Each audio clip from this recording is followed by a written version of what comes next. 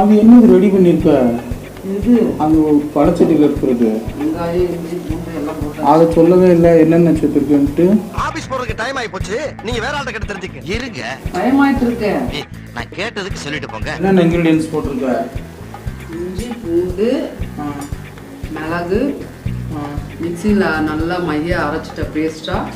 அப்புறம் இஞ்சி, பூண்டு, மிளகு, அவ்வளோதான். மைய அரைச்ச அது எண்ணெயில் வதக்கிட்டீங்க. வதக்கிட்டு வெங்காயத்தை மிக்சியில் ஒரு பல்ஸ் மூடு. அது என்ன சொல்லுவீங்க? நுணுக்கிறது. ஓ, நுணுக்கி. வெங்காயத்தை மட்டும் நுணுக்கி போட்டிருக்கு. அவ்வளோதான். போட்டு அதில் சிக்கனை போட்டாச்சு. என்னது சுக்காவா குழம்பா? குழம்பு. இருங்க, மிளகா பொடி போட்டுட்டு தேங்காய் பால் ஊற்றணும்.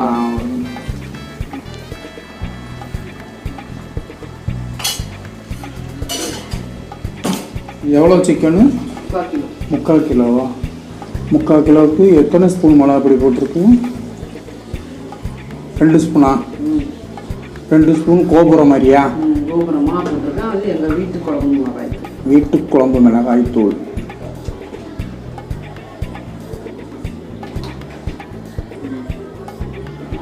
ஆனால் ஃபுல்லாக லெக் பீஸ் தானே கட்டுவாங்கண்ணா? ஆமாங்க, அதே தான். உங்களுக்கு அதெல்லாம் பிடிக்கும், அதனால அதுதான் வாங்கியிருக்கேன். தேங்காய் பால் அரைச்சி ஊற்றணும். தேங்காய் பால் இனிமேல் தான் அரைக்கணுமா? இன்னும் எவ்வளோ நேரம் கொதிக்கணும் இது மாதிரி? கொதிக்குது. வேகணும். சிக்கன் வேகிறது தான் டைமா? வேகணும். பச்சை வாடை போகணும்லப்பா. பச்சை வாடை போகணும், வயலட் வாடை போகணும். பசிக்குது மனுஷனுக்கு. இன்னும் கொதிக்கலைன்னு இருக்கீங்க. இப்போ நல்லா துபுன்னு கொதிக்குது. என்ன தரச்சிங்க இப்போ? தேங்காய் பால் ஊற்றணும்ல கொஞ்சம். தேங்காய் பால் ஊற்றணுமா? சுச்சியோட டம்ளர் நல்லா மையாக அரைங்க. தேங்காய் பாலை திப்பியாக இருக்கக்கூடாது. தேங்காய் பால் தான்ப்பா ஊற்றுவேன். அதுதான், அதை திப்பி அரைச்சி ஊற்றினீங்கன்னா நறுச்சுன்னு இருக்கும். இது என்ன செட்டிநாட்டு கோழி குழம்பா? இதுவா தமிழ்நாட்டு கோழி குழம்புங்க. காமெடி வேண்டாம், நான் சொல்லிட்டேன். நானு காமெடி பண்ணாதேன்னு சொல்லியிருக்கேன் நானு. தமிழ்நாட்டு கோழி குழம்பு. ஆனா இது புதுசா இருக்கு. ஊற்று தேங்காய் பாலை. அதே கப்பி சுற்றி ஊற்றணுமாக்கும். இன்னும் இருக்குது தேங்காய் பால் கிண்ணத்தில். இன்னும் எடுக்கணும். இன்னும் ஊற்றணுமா? ஆமாம், இன்னும் ஒரு 2 தடவை அரைச்சி ஊற்றணும். ஃபஸ்ட்டு டைம் தான் ஊற்றி. ஊற்று தள்ளி ஊற்று. மறுபடியும் ஒரு சுற்றி ஊற்றிட்டாங்க. அது சென்டராக ஊற்றினாலும் வேக தான் போகுது. அது சுற்றி ஊற்றுறதுல ஒரு சின்ன சந்தோஷம், ஒரு திருப்தி.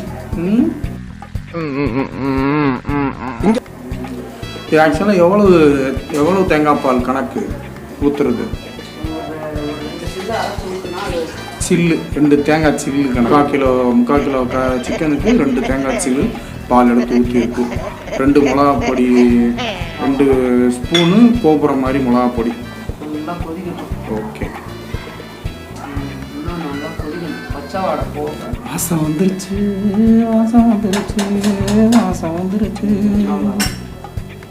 அதுக்குள்ள தோசைக்கு மாவை கரைச்சிடுறேன்.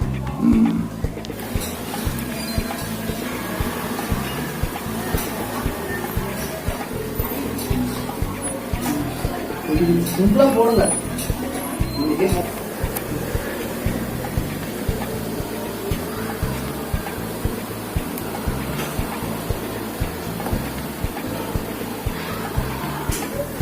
சிக்கன் வெந்துருச்சான்னு பார்க்கணுமா?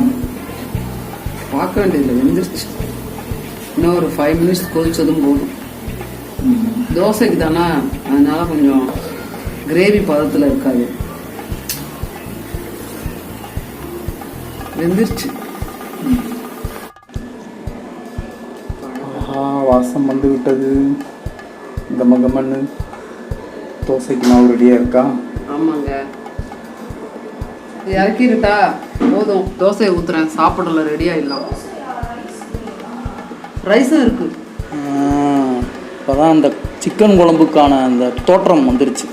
இது என்ன எண்ணெய் ஊற்றிருக்கீங்க? கடலெண்ணெய் இல்லை நல்லெண்ணெய் யூஸ் பண்ணால் நல்லாயிருக்கும். அதனால் கடலெண்ணெய் நம்ம கடலெண்ணெய் பயன்படுத்தி இருக்கோம். ஆமாம். Okay okay. இது என்ன இப்படி தண்ணிக்காடாக இருக்குது குழம்பு? தோசைக்கு அப்போ தான் கட்டுப்படி ஆகும் அம்மா வீட்டில். நல்லா சாஃப்டாக இருக்குது, நல்லா வெந்துச்சு. பிச்சு காமிங்க சாஃப்டாக இருக்குன்னு. இந்த சுடுது.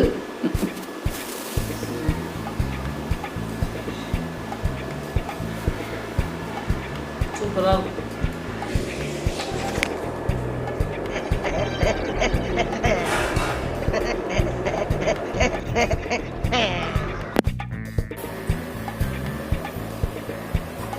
தோசைக்கு குழம்பு எப்படிங்க இருக்கு?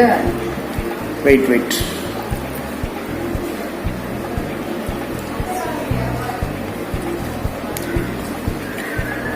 சூப்பர். சரி, பிரமாதமாக இருக்கு. காரியம் இருந்து அனுப்புகிறேன். நல்லா வந்துருக்கு. பஞ்சா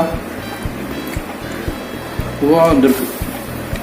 அதுதான் அட்டகாசமாக இருக்குது தோசைக்கு.